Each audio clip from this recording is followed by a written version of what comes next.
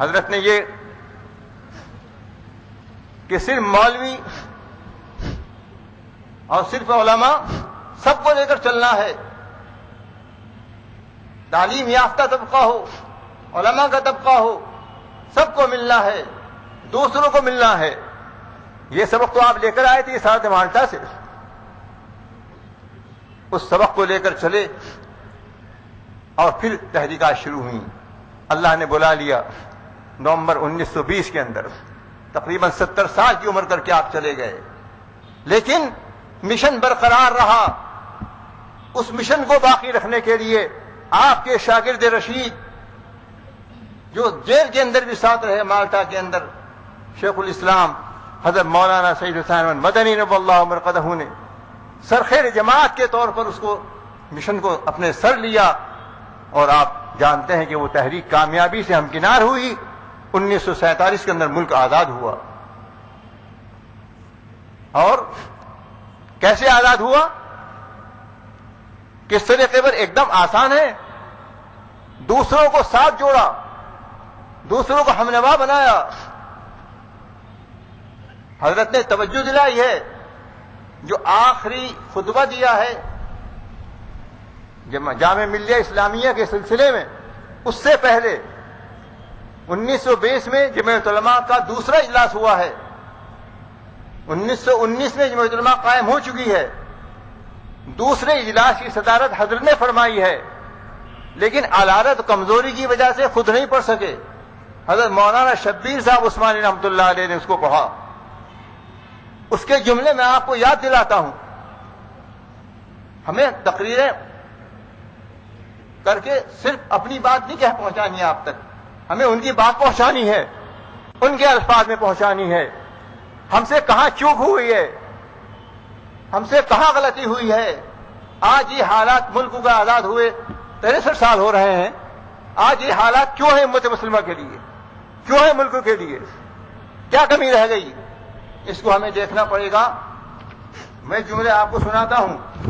حضرت نے فرمایا، غور سے سنیے، کچھ شبہ نہیں کہ حق تعالی نے آپ کے ہم وطن اور ہندوستان کی سب سے زیادہ کثیر التعداد قوم یعنی ہنود کو کسی طریق سے آپ کے ایسے پاک مقصد یعنی حصول آزادی کے حصول میں مؤید بنا دیا ہے۔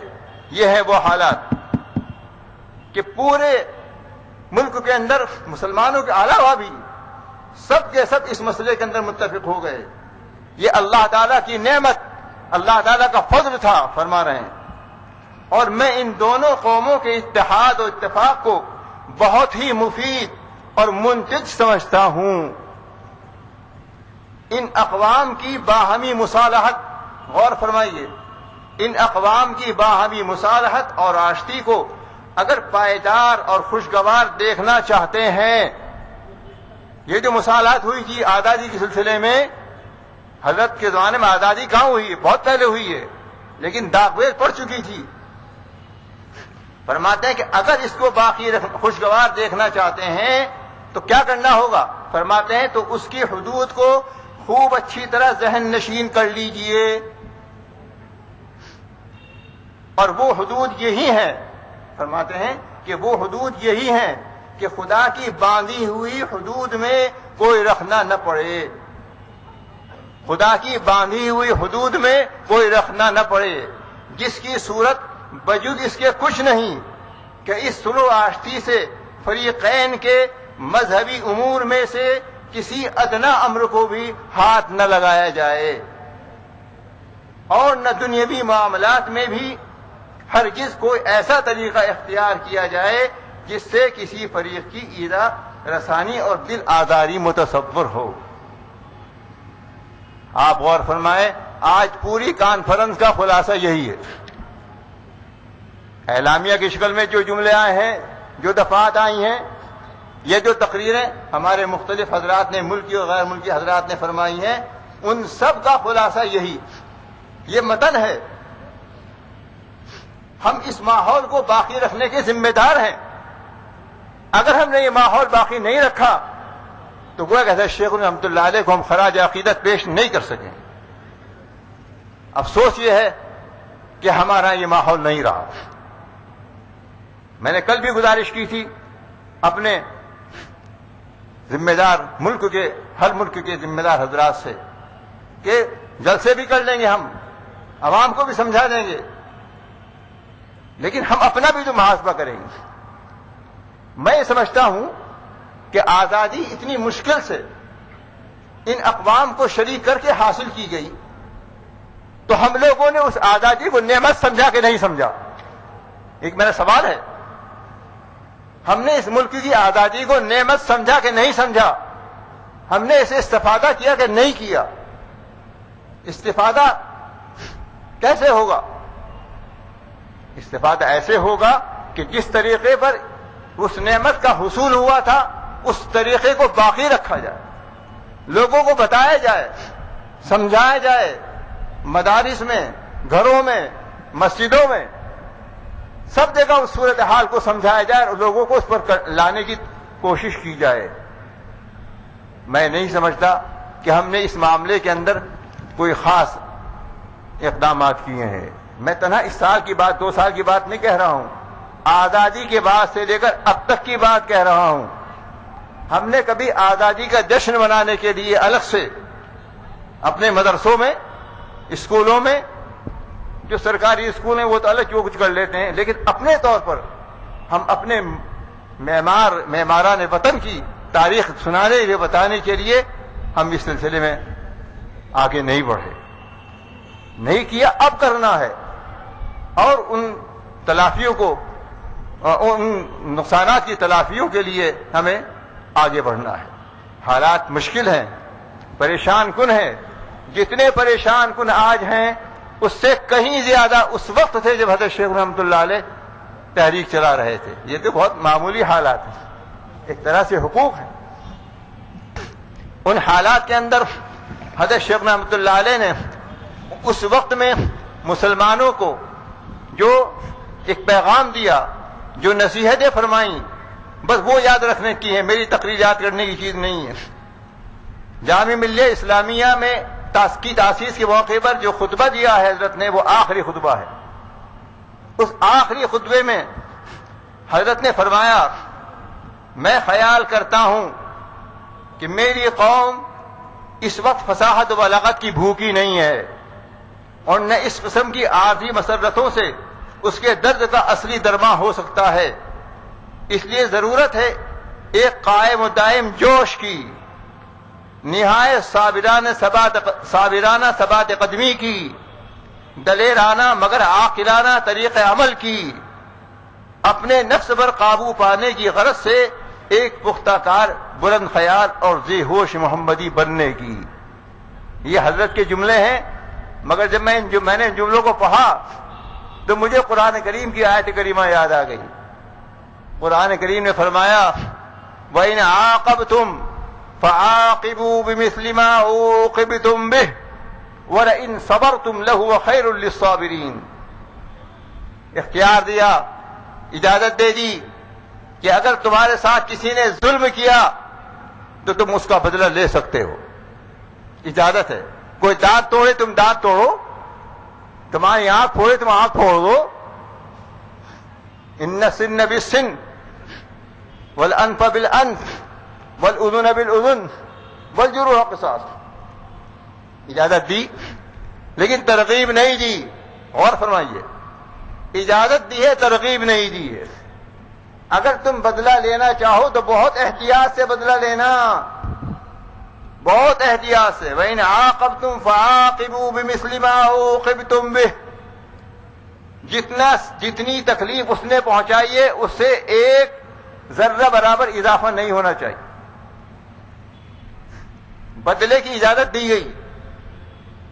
اور مجھے یاد آیا کہ جب سن 47 کے ہنگاموں کے بعد مسلمانوں پر سخت مایوسی کا عالم طاری تھا تو ہمارے اکابر نے مسلمانوں کو حوصلہ دلانے کی جگہ جگہ تقریریں فرمائیں. حضرت شیخ الاسلام مولانا حسین احمد مدنی رضی اللہ مرقدہ نے دیوبند کی جامع مسجد میں فرمایا کہ بے قصور کسی پر ہاتھ نہ اٹھاؤ، لیکن اگر کوئی تمہارے اوپر ہاتھ اٹھاتا ہے تو چھٹی کا دودھ یاد دلا دو. یہ فرمایا. یہ کیا چیز ہے؟ یہ قرآن کی تعلیم ہے، اس کو ہمیں یاد رکھنا ہوگا، لیکن اس کی ترغیب نہیں ہے. موقع مجبوری ایسی آ جائے کہ آپ کے سر پڑ جائے، آپ کے گھر میں گھس رہا ہے، کوئی مار رہا ہے، آپ مسلح بیٹھے رہیں گے؟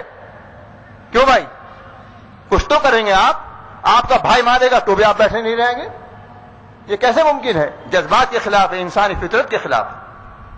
اجازت دی گئی، لیکن آگے فرمایا وَلَئِن صَبَرْتُمْ، اگر تم سہ جاؤ، برداشت کر جاؤ تو یہ بہتر ہے صبر کرنے والوں کے لیے. یہ ہمیں فیصلہ کرنا پڑے گا کہ کس حالت میں کیا کرنا مناسب ہے، بدلہ لینا مناسب ہے یا ہمیں صبر کرنا مناسب ہے. آج کے جو حالات ہیں اس میں ٹھیک ہے بدلے کی اجازت ہے، لیکن اگر بدلے میں اس سے کہیں زیادہ نقصان ہو سکتا ہو تو بجائے اس کے صبر سے کام لینا چاہیے. ایمان والے، اسلام والے کا ذہن تو یہ ہے کہ اگر یہاں ظلم کو سہ لیا تو ہم مر گئے مردود، نہ فاتحہ ضرور نہیں ہے، ہمیں بہت کچھ ملے گا. اس ظالم کو پکڑ کے لایا جائے گا، اس کی گردن ناپی جائے گی اور اس کو ذلیل کیا جائے گا. ہم تو آخرت کا عقیدہ رکھتے ہیں، اس لیے میرے نوجوان بھائیوں سے خصوصاً پچھلے دنوں جو حالات پیش آئے اور آتے رہتے ہیں اور آگے بھی آئیں گے، یہ گزارش ہے کہ آپ قرآن کریم کی ان تعلیمات کو، جناب رسول اللہ صلی اللہ علیہ وسلم کی ان تعلیمات کو اپنی نگاہ میں رکھیں، اور کوئی بھی کام آپ اپنے صوبے کے، اپنے ضلع کے جو ذمہ دار ہیں ان کے مشورے کے بغیر نہ کریں. کیوں بھائی؟ ارادہ ہے. یہاں تو سن کے جا رہے ہیں، خوب نعرے بھی لگ رہے ہیں اور کریں گے وہ جو ان کا جی چاہے گا، پوچھنے کے بھی نہیں. یہ ارادہ ہے؟ ہاں کچھ ہے، گڑبڑ ہے معاملہ، ٹھیک سے جواب نہیں. بہرحال حضرت نے فرمایا، ایک جملہ اور نقل کر دوں حضرت کا، فرماتے ہیں کہ خوف کھانے کے قابل اگر کوئی چیز ہے تو خدا کا غضب اور قاہرانہ انتقام ہے، اور دنیا کی متاع قلیل خدا تعالی کی رحمتوں اور اس کی انعامات کے مقابلے میں کوئی حقیقت نہیں رکھتی. مطلب ہے کہ نڈر ہونا چاہیے آپ کو. ہمیں ڈرنا ہے تو صرف اللہ سے ڈرنا ہے، کسی اور سے نہیں ڈریں. آخری بات حضرت ہی کے حوالے سے کہوں گا، یہ جتنا گڑبڑ کا معاملہ ہے، منشیات ہوں، عیاشی ہو، فحاشی ہو، الا بلا فتنہ فساد ہو، اس کی بنیادی وجہ ہے جہالت. اگر جہالت ختم ہو جائے، دینی اعتبار سے تو خیر ہے ہی، اگر دنیاوی اعتبار سے جہالت ختم ہو جائے تو بھی یہ بہت سے نقصانات کم ہو جائیں گے، بہت سی برائیاں کم ہو جائیں گی. حضرت نے فرمایا ہے اسی خطبے میں کہ مطلق تعلیم کے فضائل بیان کرنے کی ضرورت اب میری قوم کو نہیں ہے، کیونکہ زمانے نے خوب بتلا دیا ہے کہ تعلیم سے ہی بلند خیالی اور تدبر اور ہوش مندی کے پودے نشو و نما پاتے ہیں، اور اسی کی روشنی میں آدمی نجات و فلاح کے راستے پر چل سکتا ہے. ہاں ضرورت اس بات کی ہے کہ وہ تعلیم مسلمانوں کے ہاتھ میں ہو اور اغیار کے اثر سے بالکل آزاد ہو، کیا باعتبار عقائد و خیالات کے، اور کیا باعتبار اخلاق و اعمال کے، اور کیا باعتبار اوضاع و اطوار کے اثرات سے پاک ہو. ہمارے کالج سنیے غور کر کے، ہمارے کالج نمونے ہونے چاہیے بغداد اور قرطبہ کی یونیورسٹیوں کے اور ان عظیم الشان مدارس کے جنہوں نے یورپ کو اپنا شاگرد بنایا، اس سے بیشتر کہ ہم ان کو اپنا استاد بناتے. یہ حضرت کی عبارتیں ہیں جو ہمیں ہر وقت یاد رکھنے کی ہیں، اور ان کی روشنی کے اندر ہمیں آگے بڑھنا ہے. یہ اجلاس ہو کر کام ختم نہیں ہوا ہے، کام شروع ہو رہا ہے. اب آپ کو گاؤں گاؤں، شہر شہر اس طرح سے اپنے دیگر پڑوسیوں کے ساتھ، اپنوں کے ساتھ بھی، دوسروں کے ساتھ بھی، ذات برادری کے مسئلے سے اوپر اٹھ کر اور مذہب کے مسئلے سے اوپر اٹھ کر ہمیں اس پیغام کو عملی طور پر عام کرنا ہوگا. صرف زبانی نہیں بلکہ اپنے کھانے پینے کے معاملے میں، لین دین کے معاملے کے اندر بھی ہمیں آگے بڑھ کر کام کرنا ہوگا. اللہ تعالیٰ مجھے اور آپ کو اس اعلامیہ میں جو چیزیں فرمائی گئی ہیں اور طے کی گئی ہیں اس کے مطابق جد و جہد کرنے کی توفیق عطا فرمائے. وآخر دعوانا ان الحمد للہ رب العالمین.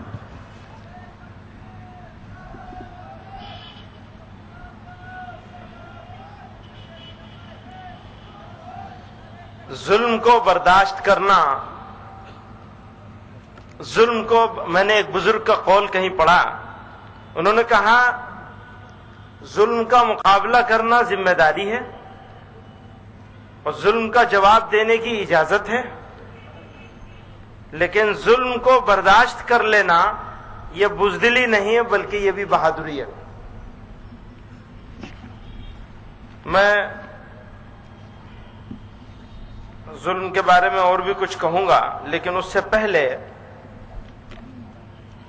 کل کی 2 روز کی جو کانفرنس تھی اس میں ایک اہم تجویز پاس ہوئی ہے کہ امن باقی رہے، ظلم بند ہو، ناانصافیوں کا سلسلہ رکے، اس کے لیے ایک فورم بنایا جائے، فورم کی تشکیل کی جائے۔ تو میں وہ جو تجویز ہے اس کو پڑھ کے سنا رہا ہوں۔ تحریک شیخ الہند سے سالہ تقریبات کے موقع پر منعقدہ عظیم الشان امن عالم کانفرنس ضرورت محسوس کرتی ہے کہ حضرت شیخ الہند رحمۃ اللہ علیہ کے افکار و نظریات کے حوالے سے منعقد اس کانفرنس کے اعلامیہ کو عملی جامہ پہنانے کے لیے شیخ الہند عالمی امن فورم قائم کیا جائے۔ شیخ الہند عالمی امن فورم کے قیام کی تجویز اتفاق رائے سے منظور کی گئی۔ مقصد یہ ہے کہ جو باتیں یہاں کہی گئیں، اس اعلامیہ میں جو 9 نکتے رکھے گئے، ان کو عملی جامہ پہنایا جائے، ان کو لوگوں کو اس سے واقف کرایا جائے،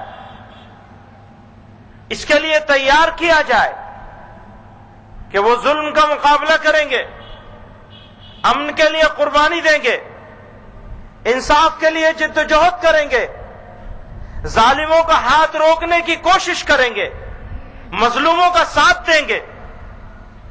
اس کے لیے ایک امن فورم بنایا جائے جس کا نام شیخ الہند امن فورم رکھا جائے، اور اس امن فورم میں صرف ہندوستان نہیں بلکہ پوری دنیا کے ایسے لوگ جو اس پہ کام کرنا چاہتے ہیں، اس سے اتفاق رکھنا چاہتے ہیں، ان کو جوڑا جائے اور یہ کوشش پوری دنیا میں کری جائے۔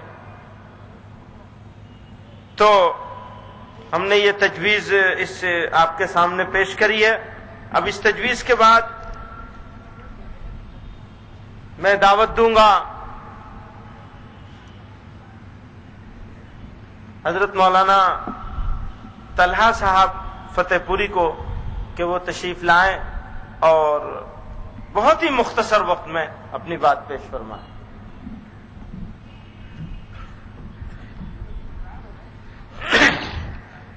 السلام علیکم ورحمۃ اللہ وبرکاتہ۔ الحمد للہ وکفی وسلام علی عبادہ الذین اصطفی، اما بعد۔ میں مبارکباد دیتا ہوں جمعیت علماء ہند کے ذمہ داروں کو، جنہوں نے اس وقت امن عالم کانفرنس کے عنوان سے اپنے اسٹیج پر بلا شبہ ملت اسلامیہ کا درد مند دل اور فکر مند دماغ کو جمع کیا ہوا ہے۔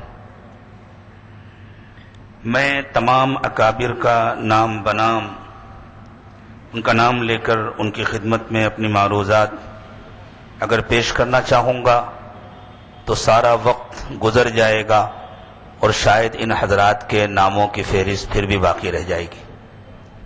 اس لیے کسی کا نام لیے بغیر، کسی تمہید کے بغیر مجھے بہت کم وقت میں، بلکہ کم سے بھی کم وقت میں امن عالم کے سلسلے میں 1-2 باتیں عرض کرنی ہیں اور رخصت ہو جانا ہے۔ ہم یہ سمجھیں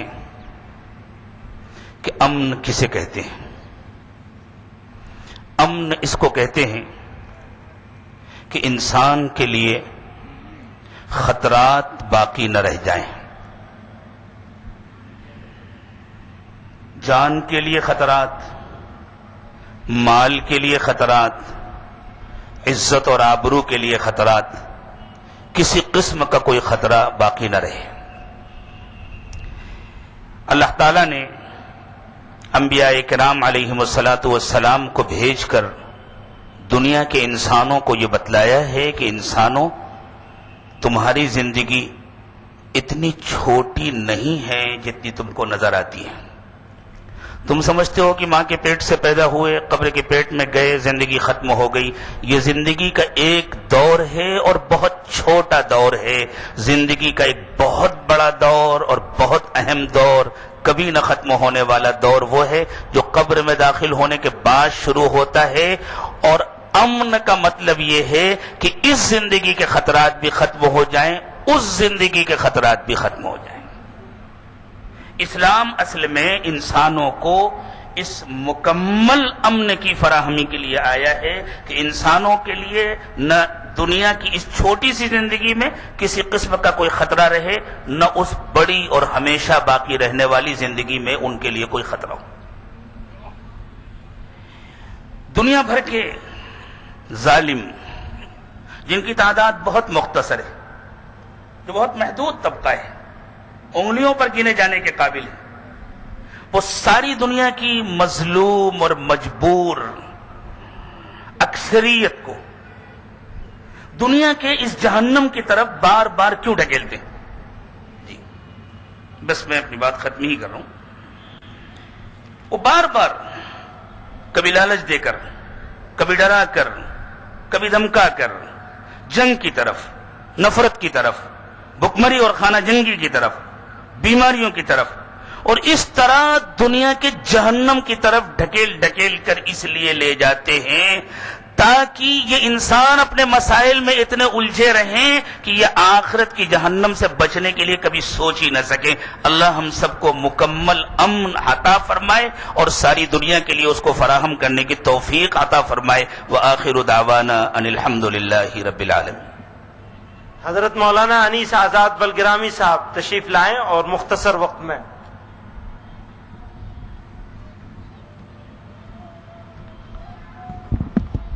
بسم اللہ الرحمن الرحیم۔ الحمدللہ رب العالمین والصلاة والسلام علی سید المرسلین وعلی آلہ واصحابہ اجمعین، اما بعد۔ حضرات، اسلام سے مجھے عشق ہے کیونکہ میں ایک انسان ہوں، اور اسلام دنیا کے تمام انسانوں کو امن اور سلامتی عطا کرتا ہے۔ سرور کائنات صلی اللہ علیہ وسلم کی 23 سالہ پیغمبرانہ زندگی کا وہ 13 سالہ دور جو مکی کہلاتا ہے، اس کا خلاصہ ہے ہر جبر، ہر ظلم، ہر تشدد کو برداشت کرتے ہوئے اپنی مالی اور افرادی قوت کو جمع کرنا، اور 10 سالہ مدنی زندگی کا خلاصہ ہے اس جمع شدہ طاقت کو مظلوموں کی حمایت میں ظالم کے خلاف استعمال کرنا۔ بستی کے سارے لوگ ہی آتش پرست تھے، گھر جل رہا تھا اور سمندر قریب تھا۔ 1947 سے قبل ملک ہندوستان کے تمام باشندے غلام بھی تھے، بد امنی کا دورہ تھا۔ ہندوستان آزاد ہوا، آزادی حاصل ہوئی، امن کا قیام باقی ہے، یہ کہہ کر میں رخصت ہوتا ہوں۔ کبھی آہ دل سے نکل گئی، کبھی اشک آنکھ سے ڈھل گئے، کبھی آہ دل سے نکل گئی، کبھی اشک آنکھ سے ڈھل گئے، یہ تمہارے غم کے چراغ ہیں، کبھی بجھ گئے کبھی جل گئے۔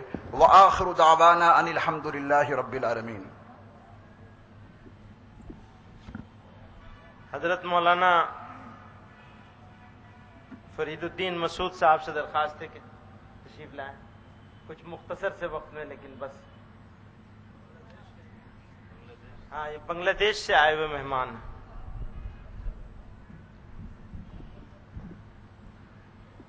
السلام علیکم ورحمۃ اللہ وبرکاتہ۔ نحمدہ ونصلی علی رسولہ الکریم، اما بعد۔ محترم صدر جلسہ अकाबिरीन उलमा इकराम और हाजिरीन, मैं हजरत शेखुल हिंद महमूद हसन रहमतुल्लाह अलैह के मुतालिक सिर्फ 2 पॉइंट मैं यहाँ जिक्र करना चाहता हूँ।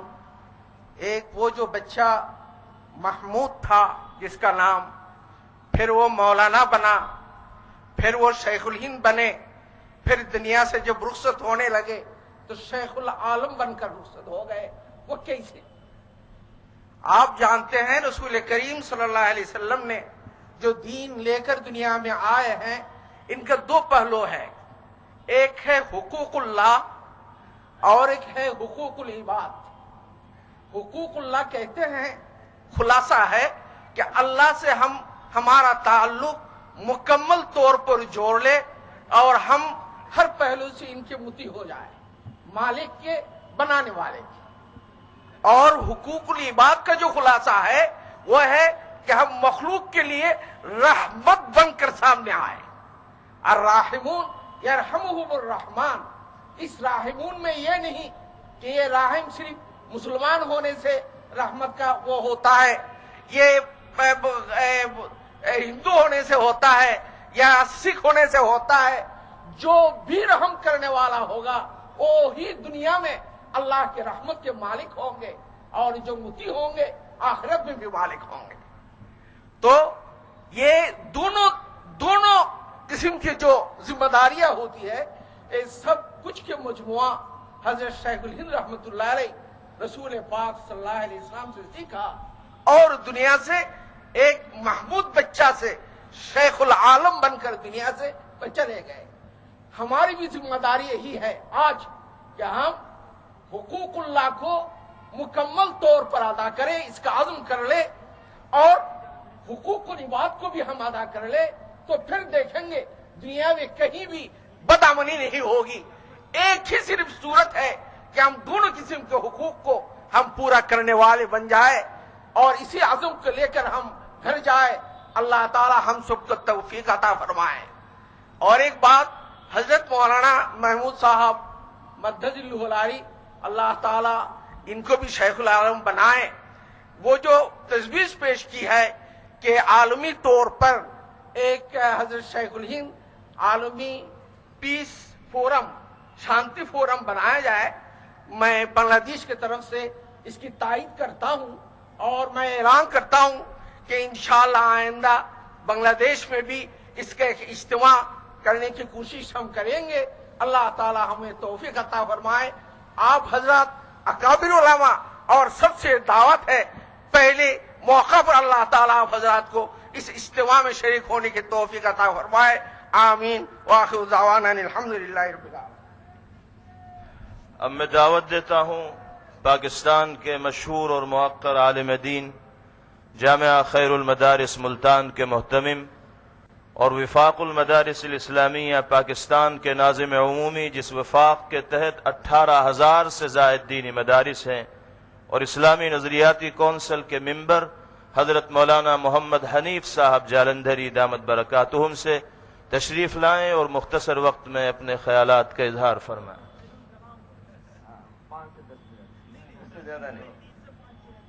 हाजिर। अल्हम्दुलिल्लाहि वहदा वस्सलातु वस्सलामु अला मन ला नबिय्य बादा वला रसूल बादा वला मासूम बादा वला उम्मत बाद उम्मती वला किताब बाद किताबी अम्मा बाद फ़अऊज़ु बिल्लाहि मिनश शैतानिर रजीम बिस्मिल्लाहिर रहमानिर रहीम वला तसुब्बुल्लज़ीन यदऊन मिन दूनिल्लाह फयसुब्बुल्लाह अदवन बिगैरि इल्म सदक़ल्लाहुल अज़ीम। काबिल सद एहतराम उलमाए किराम, बिरादरान इस्लाम, वक्त की किल्लत और नज़ाकत की बिना पर तमहीदी गुफ्तगू की बजाय कॉन्फ्रेंस के मौजू के हवाले से चंद गुजारिशात पेश करना चाहता हूँ। आज की ये कॉन्फ्रेंस आलमी अमन के नाम से इनेकाद पजीर है। मैं इस अजीम शान तारीख साज फ़कीदुल मिसाल कॉन्फ्रेंस के इनेकाद पर जमीयत उलमाए हिंद को दिल की गहराइयों से मुबारकबाद पेश